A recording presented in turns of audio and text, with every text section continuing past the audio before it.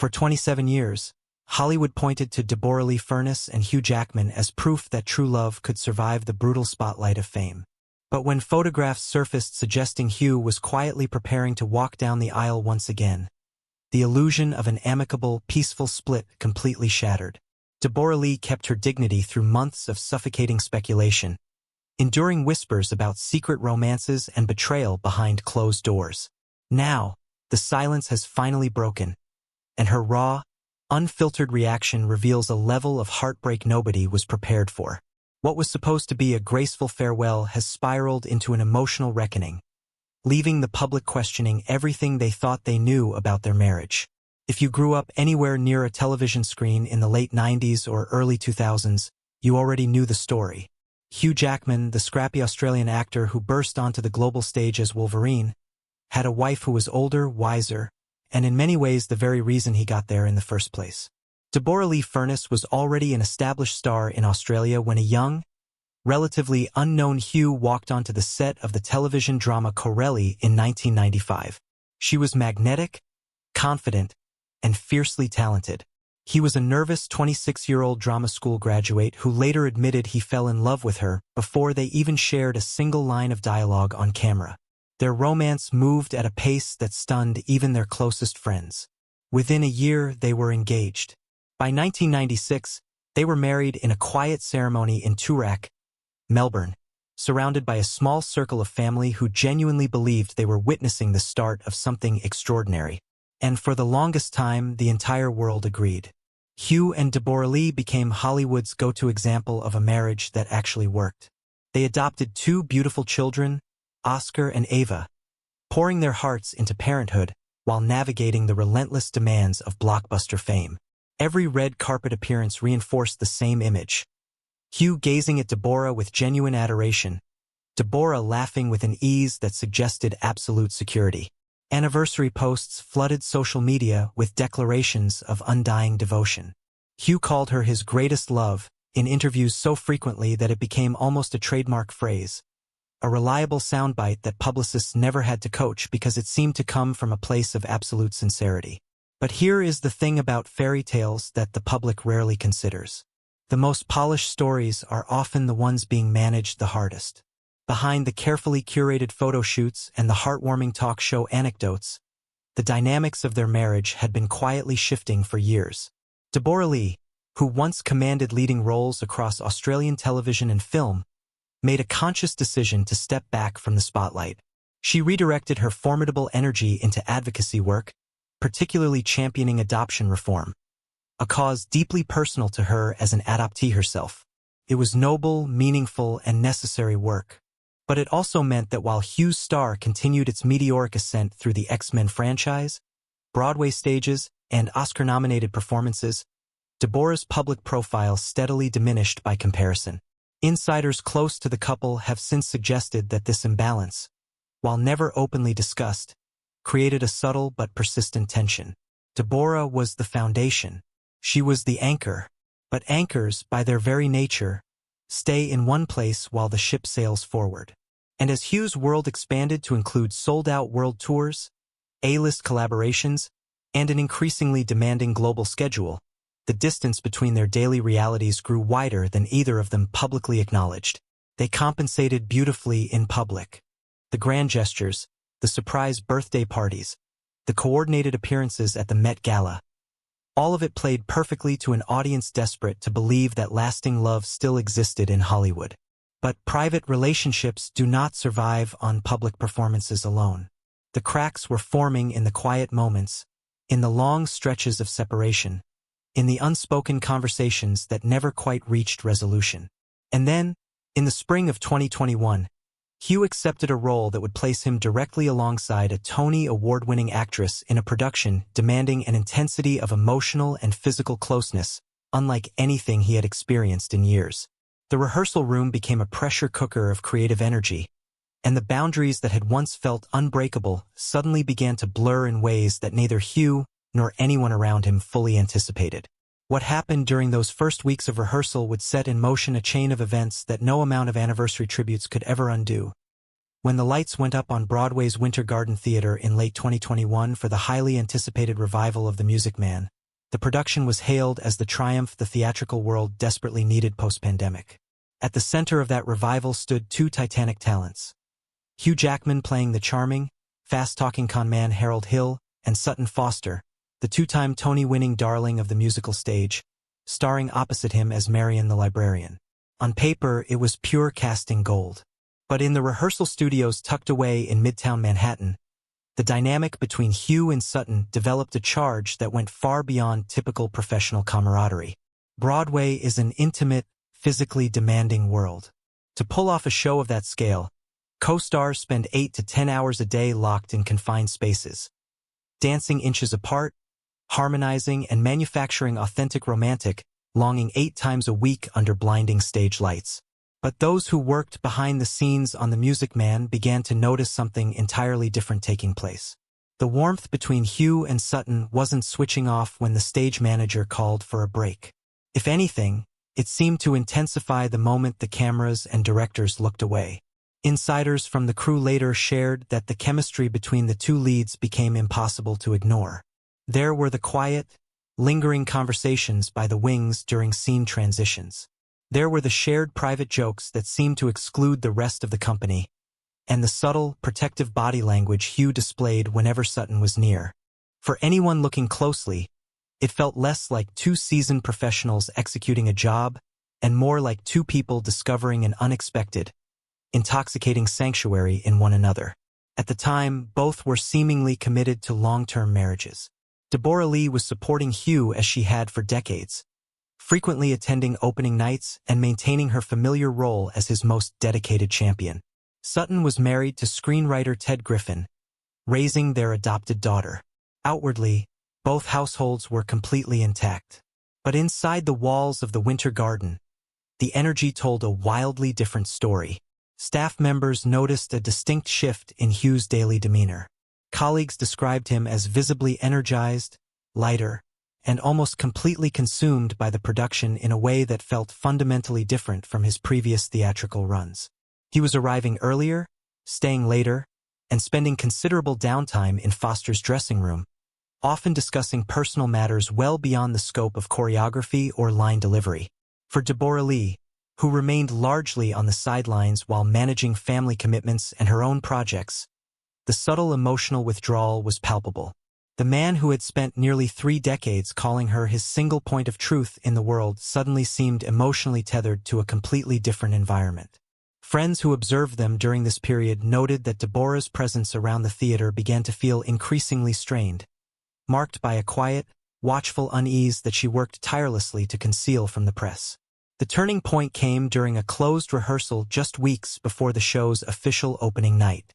According to backstage witnesses, an unscripted moment occurred during an intimate scene between Harold and Marion, a moment where both actors broke character not in laughter, but in a prolonged, intensely charged silence that left the entire room utterly still. It was a fraction of a second, but to the industry insiders watching from the darkness of the auditorium, the message was unmistakable. The boundaries had dissolved. What the public saw as an electric theatrical partnership was, behind closed doors, the beginning of a profound personal realignment. The emotional dominoes had begun to fall, setting the stage for a private crisis that neither millions of dollars nor 27 years of history could stop. And back at the couple's lavish Manhattan penthouse, the reality of what was slipping away was about to deliver an earth-shattering blow that would make headline news around the globe. On September 15, 2023, the entertainment world came to a collective standstill. It arrived without warning, a joint statement delivered exclusively to People magazine that read like a masterclass in Hollywood public relations. "We have been blessed to share almost 3 decades together as husband and wife in a wonderful, loving marriage," the statement read. "Our journey now is shifting, and we have decided to separate to pursue our individual growth." On the surface, it sounded gentle, mutually respectful, and almost poetic. The public was meant to believe this was a peaceful, philosophical graduation from a long and beautiful chapter. It was the quintessential conscious uncoupling, designed specifically to reassure fans and protect reputations. But inside the private walls of their New York residence, The emotional atmosphere could not have been further from the serene picture painted in the press. For Deborra-Lee, the speed with which the official machinery moved was nothing short of breathtaking. While high-powered publicists negotiated the wording to ensure Hugh's pristine global brand remained entirely untarnished, Deborra was left grappling with the sudden, disorienting collapse of the only life she had known for 27 years. The polished language of individual growth felt bitterly hollow to someone who had spent almost 3 decades subordinating her own ambitions to support the soaring trajectory of his career. The public reaction was immediate and overwhelmingly focused on the tragedy of lost love. But much of that narrative inadvertently centered Hugh. Headlines mourned the loss of Hollywood's favorite romantic hero, while Deborra found herself cast in the uncomfortable role of the dignified, quiet ex-wife. Yet, behind the scenes, close friends began to observe a woman carrying immense, unresolved grief. The sheer velocity of Hugh's emotional departure had left her reeling. While Hugh threw himself into rigorous training for Deadpool and Wolverine, spending long hours in the gym and posting upbeat updates on social media, Deborra was left to navigate the quiet, crushing loneliness of an empty family home. Then came the legal and logistical untangling of an empire estimated at nearly $300 million. Decades of marriage meant that their lives, finances, and properties were woven together with intricate complexity. There were the sprawling triplex penthouse overlooking the Hudson River in Manhattan, the multimillion-dollar compound in East Hampton, and extensive real estate holdings in their native Australia, not to mention production companies and long-standing philanthropic trusts. As teams of attorneys stepped in to divide a lifetime of accumulated memories and assets, Deborra was forced to sit through clinical, line-by-line negotiations that reduced nearly 3 decades of shared devotion to numbers on a spreadsheet. Every asset division felt like another deliberate erasure of the partnership she had built from scratch when Hugh had nothing. It was during this meticulous inventory process that the facade of a sudden mutual decision began to completely unravel. While reviewing private schedules, financial transfers, and property management records tied to their shared estate, Deborra's legal and personal team stumbled across an anomaly, a series of confidential arrangements and timeline adjustments that made no sense under the official narrative. The paperwork revealed that certain logistical steps, property reassignments, and private domestic arrangements had been quietly initiated months before the September statement was ever drafted. The separation had not been a spontaneous mutual realization born of quiet midsummer reflection.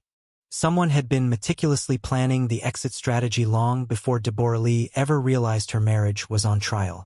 And as whispers began to leak from Manhattan's inner circles about where, and with whom, Hugh was spending his newly acquired freedom, those private records were about to connect directly to the most devastating rumor of all to by late 2024. The polite veneer of the divorce had completely given way to an undercurrent of high-stakes Hollywood intrigue.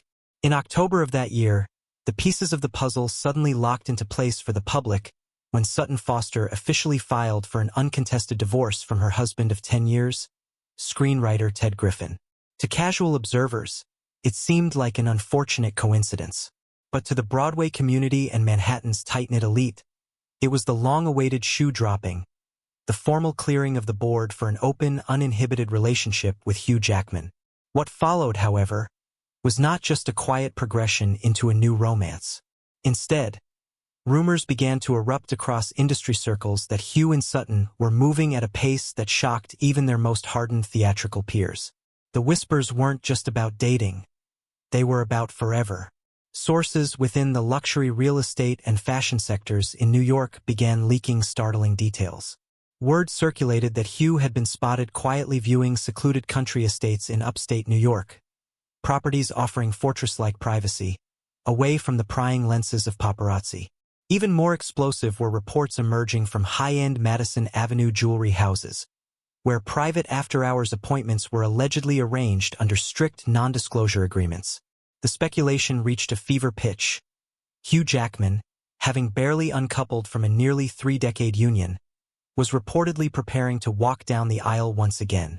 To the public, the idea of Hugh remarrying seemed almost dizzying in its speed.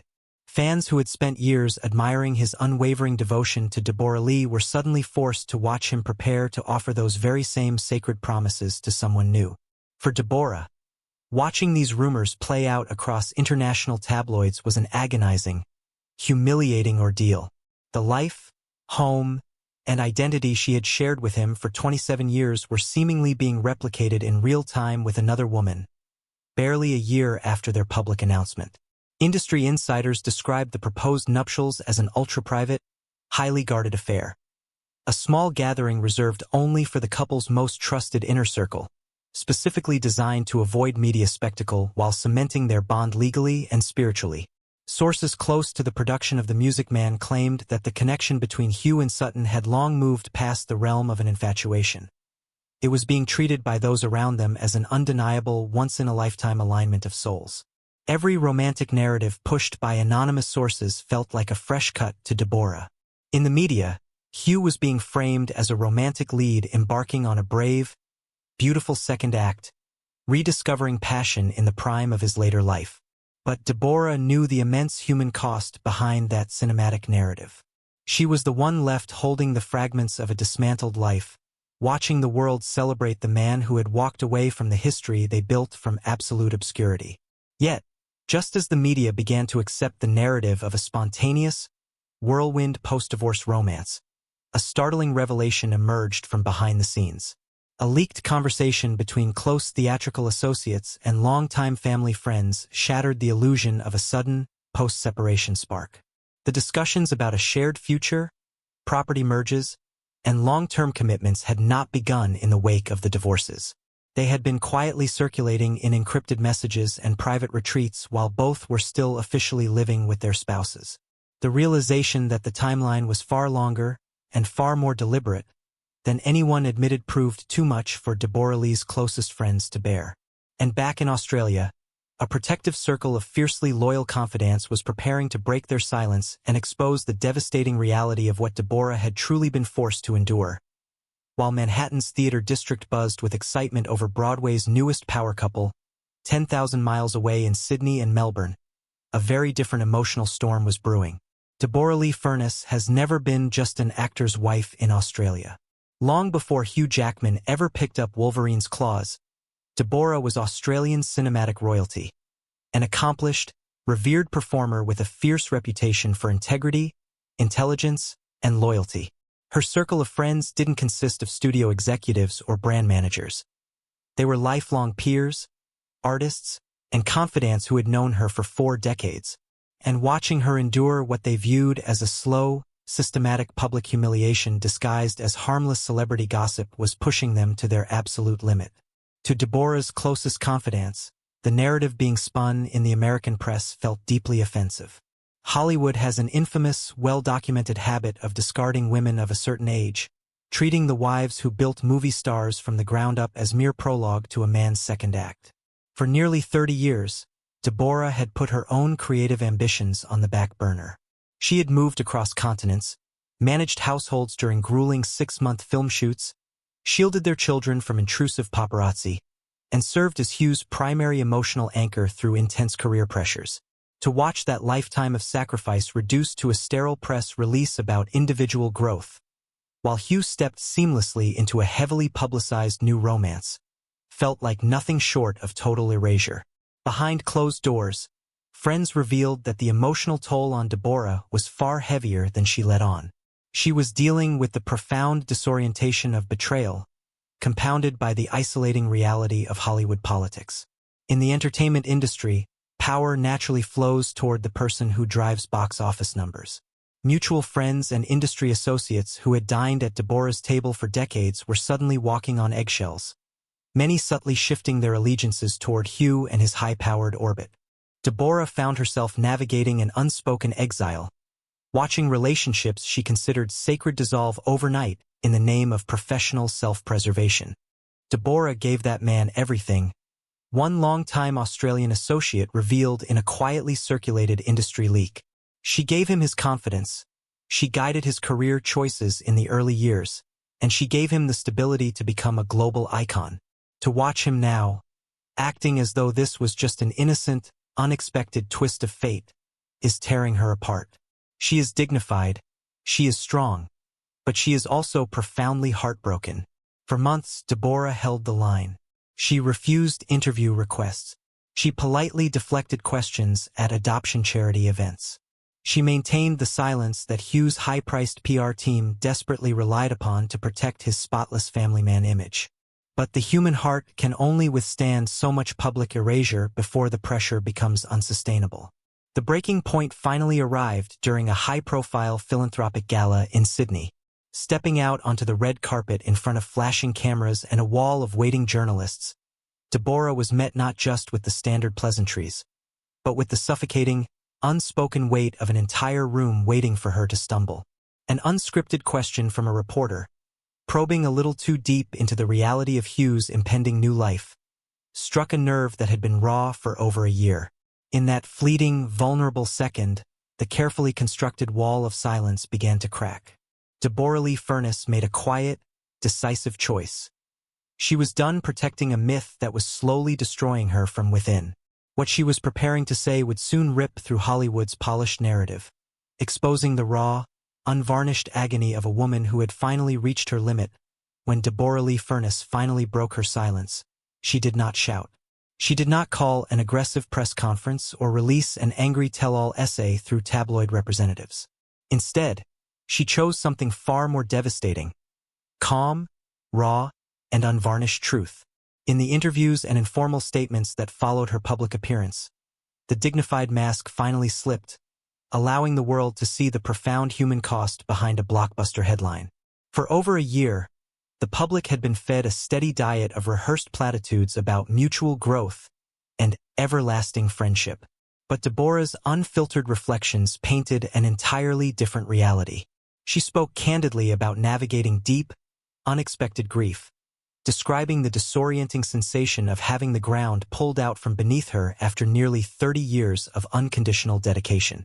There is an evolution that happens when your life takes a turn you never planned, she shared in a poignant conversation that instantly reverberated across the global media landscape.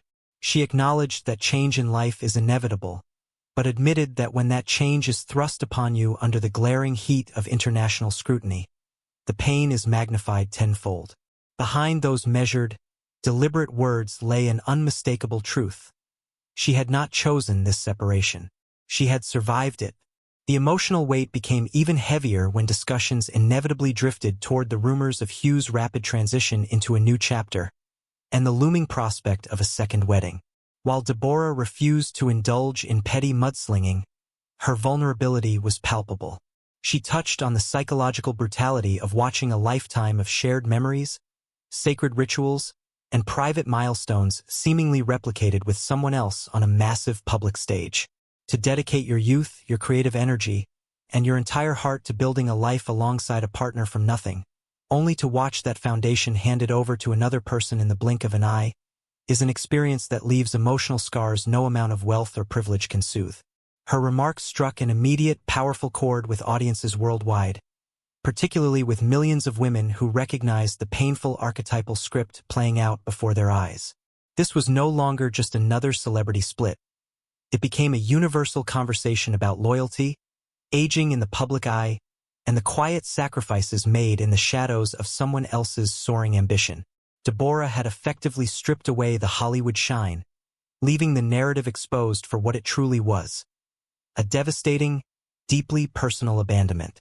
Yet, for those who listened closely to the cadence of her words, there was something else woven into the fabric of her message.